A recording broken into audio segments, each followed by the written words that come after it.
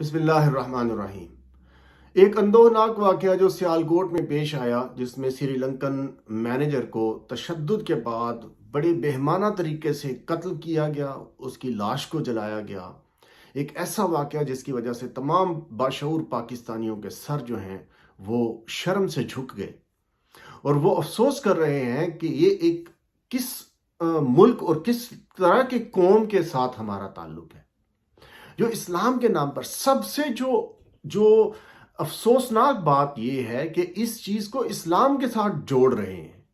اسلام قطعاً آپ کو اجازت نہیں دیتا، اور تمام علماء خاموش ہیں۔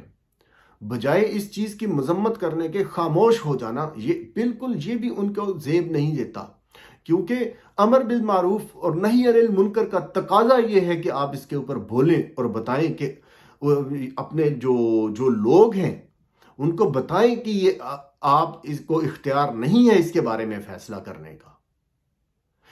اس بات کا فیصلہ عدالت کے اندر ہوگا۔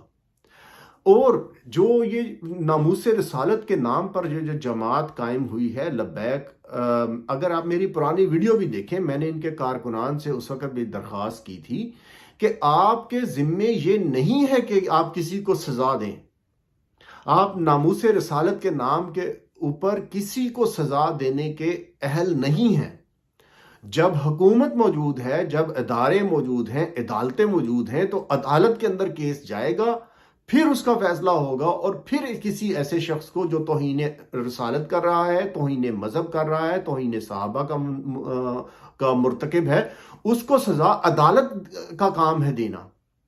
بالکل اسی طرح جس طرح اگر آپ کوئی چور ڈاکو پکڑتے ہیں، کوئی قاتل کو پکڑتے ہیں، تو اس کو آپ پولیس کے حوالہ کرتے ہیں، اس کا کیس عدالت میں چلتا ہے اور عدالت اس کو سزا دیتی ہے۔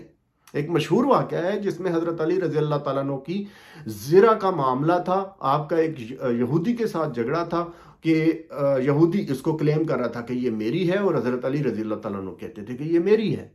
جب عدالت کے اندر فیصلہ آیا تو عدالت نے حضرت علی رضی اللہ تعالیٰ عنہ کے حق میں فیصلہ نہیں کیا، آپ نے چپ چاپ وہ فیصلہ مانا۔ اور یہودی یہ چیز دیکھتے ہوئے، اس انصاف کو دیکھتے ہوئے، وہ اسلام سے بہت زیادہ متاثر ہوا، اور کہنے میں یہ آتا ہے کہ اس نے اسلام قبول کر لیا۔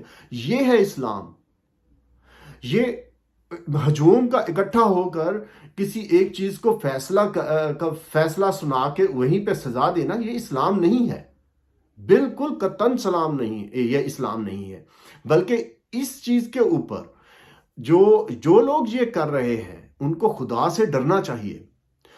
حقوق العباد کے معاملے میں جو لوگوں کے حقوق کسی کی پراپرٹی، کسی کی جان و مال، کسی کی عزت و آبرو کے اوپر حرف اٹھانا، یہ حقوق العباد میں آتا ہے، اور اس کے بارے میں بہت زیادہ پوچھ ہوگی۔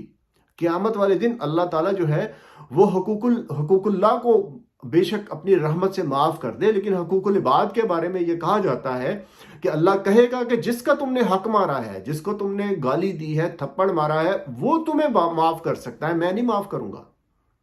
تو اتنا سخت معاملہ ہے یہ حقوق العباد کا۔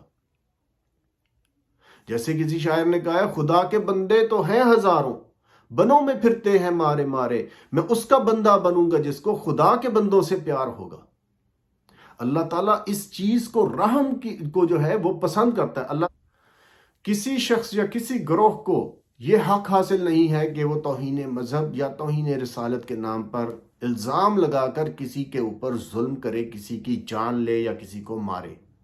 یہ جو ظلم ہوا ہے یہ پہلی دفعہ نہیں ہے، جیسا کہ میں پہلے بات کر چکا ہوں۔